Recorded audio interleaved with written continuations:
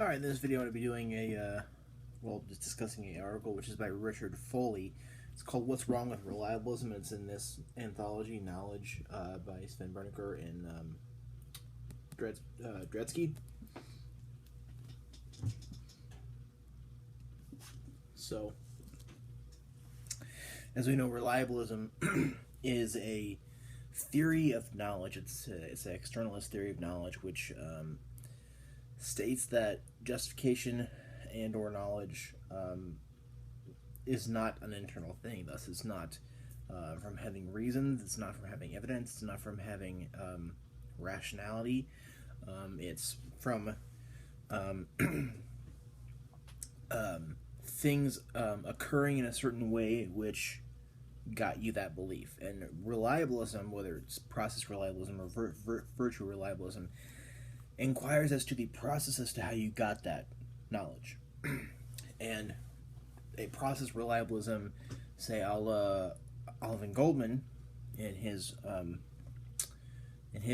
article, what is justified belief?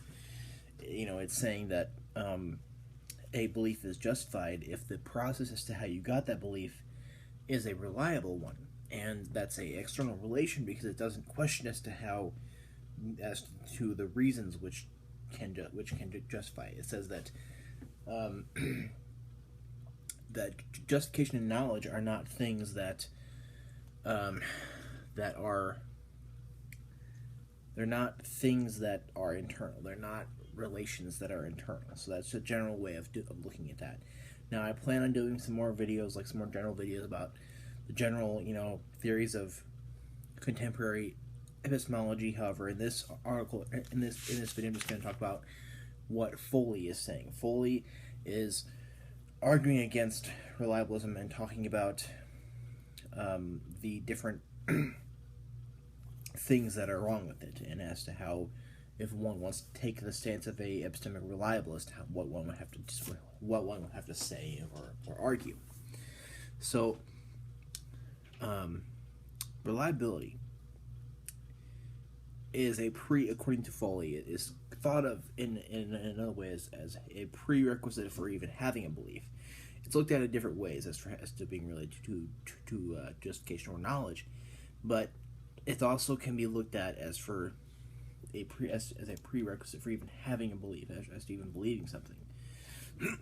Goldman has a historical reliability, or a process reliabilism. It's in the same article I mentioned.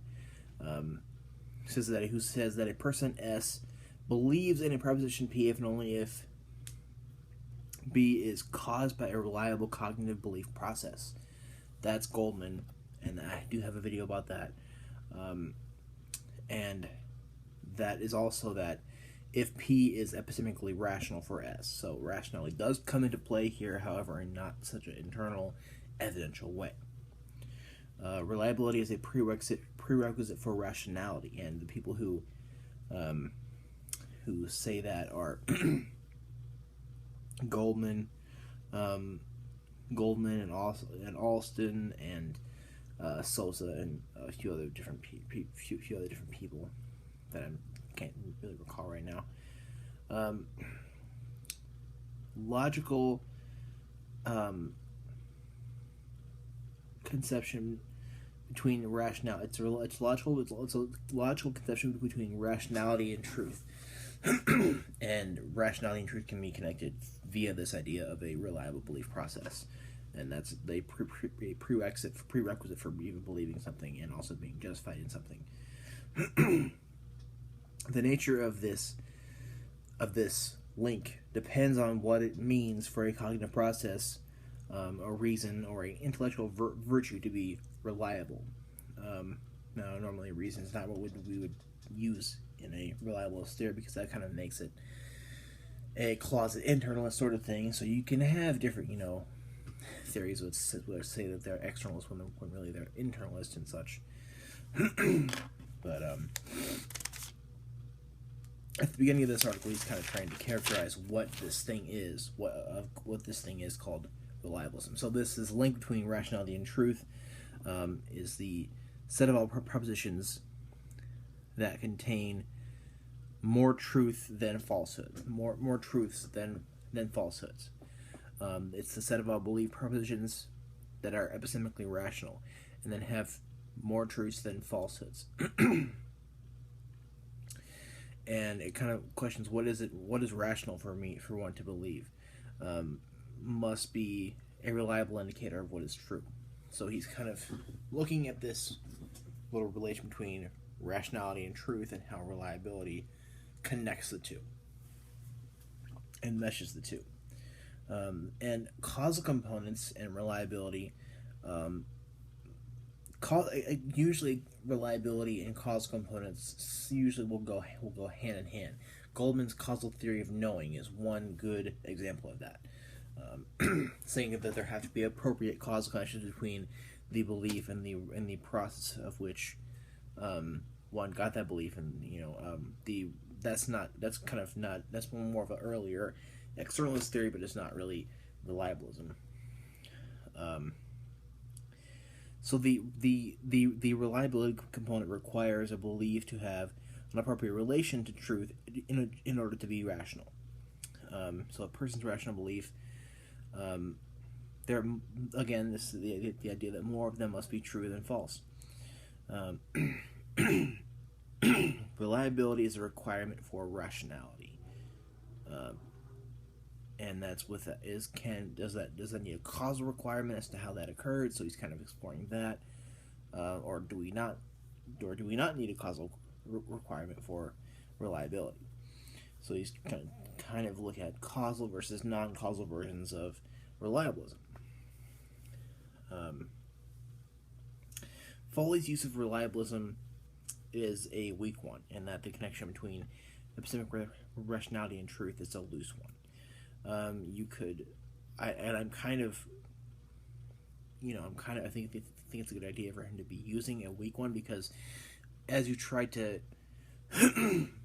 make the link between rationality and truth via reliability stronger, you're going to have more and more constraints, and things are going to sort of become more and more difficult to even uphold. So, and we've seen that with positivism, and lots of different other things. Foley says that reliabilism is too strong, even when understood in this weak way, and it is possible for more propositions that as to believe to be false rather than true. So even in this weak way of understanding reliability, and it's still even possible, and it's to have a reliabilist theory of knowledge, you have to have this link between rationality and truth, to where it turns out that more of your beliefs are going to be true than false. But he says that even in this weak way, it's still possible for it to turn out that one's beliefs are more false than true. So, continuing here, a causal component, just to clarify, a causal component, a non-causal kind of reliabilism is just saying that the processes which or the virtues of belief forming or whatever have to be reliable. But a causal component is that that what caused the belief to occur is a reliable belief forming process. And he kind of comes up with this scenario of a world where what S believes is often false, and that's when the error is very high. Beliefs can be epistemically rational but false, and he kind of uses the example of the demon world W. So he's kind of showing that in this epistemic theory, the problem is that the goal that you're trying to achieve of more beliefs being true rather than false, even in this really weak way, it's not going to work, because you can still have rationality, you can still have beliefs which were reliably formed, and the processes which caused them were reliable, or the virtues were reliable, or whatever kind of thing you want to say. But whatever the case may be, you can still have false beliefs, and you can still have it where there are more false beliefs than true. So, given Demon World W, the possibility of our world being W doesn't defeat epistemic rationality of our beliefs. So, it's possible we can be epistemically rational, but things be false. And he says, aren't some of the propositions I believe epistemically rational for me to believe? And in a world where of regularly false beliefs, that can be still epistemically rational. The demon world is an anti-reliabilist lesson. It is possible to believe a falsehood. It is. The chasm between epistemic rationality and truth, it kind of is going to sort of get wider, and you're not going to be able to bridge this gap without some sort of internal aspect.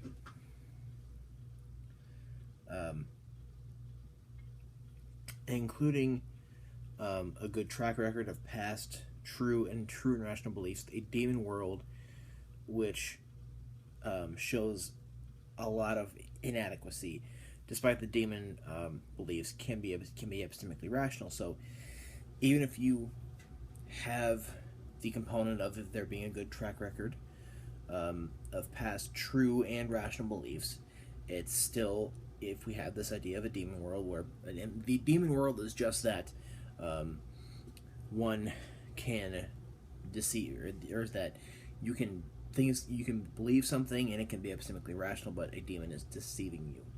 That's the whole concept of it. And the demon world W is showing that it's possible for us to have a good past track record of more true than false beliefs, epistemic rationality and epistemically rational belief all the way, but you can still have, given this, trying to bridge the gap between epistemical rationality and truth via reliability, you can still have more false beliefs than true. So then he says this chasm between epistemic rationality and truth is going to get bigger, because you're not really bridging that gap. So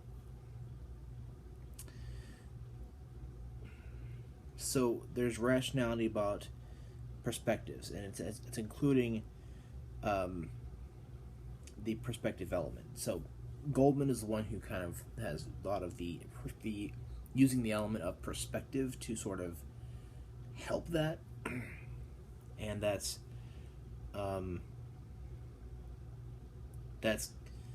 kind of thinking of wishful thinking, and it's kind of wishful thinking and trying to almost make wishful thinking become truth.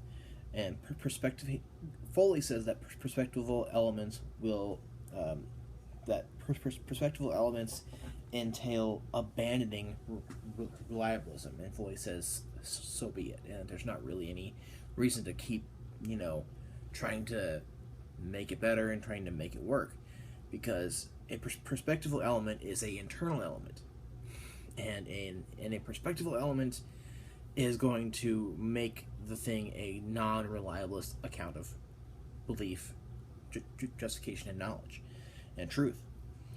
And that means abandoning reliabilism. So there's a sense of rationality for which reliability is not a prerequisite. It's possible that we can do that without having reliability as a prerequisite of anything, and not having anything to do with that. So there is no true and significant reliabilist account of knowledge. So there's the dilemma. He kind of sums it up in saying of what the dilemma of reliabilist accounts of knowledge are, and that's allowing the notion of a cognitive reliable belief process, and so it's so narrowly that reliabilism is no longer an interesting thesis, first off, and it's the dilemma is not to allow the notion of a reliable cognitive process to be so narrowly specified, which makes it susceptible to issues like a demon world. Thus, no reliabilist can really avoid this whole issue. And Foley says that reliability is neither a necessary condition for rational belief, nor is it a necessary condition for knowledge. And I think for a reliabilist to have that stance, one, he would have to sort of give a reason as to why reliability is a prerequisite or a necessary condition for knowledge. Epistemic rationality, according to Foley, is what's appropriate for one to believe given perspective.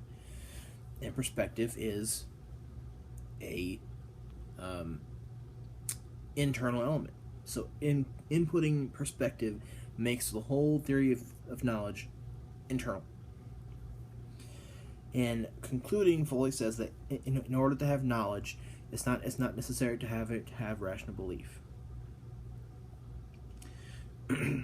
And secondly, having a true belief caused by a highly reliable cognitive belief process can be sufficient for knowledge. So he concludes with those two things, but also is saying that reliability isn't necessary, and if you're going to try to uphold reliability, you're going to have to figure out how to bridge that gap via reliability between rationality and truth, and also you're going to have to show how reliability is a necessary condition for knowledge, and it is a prerequisite for knowledge, or justification and belief. So that's the general idea. I know I went a little fast.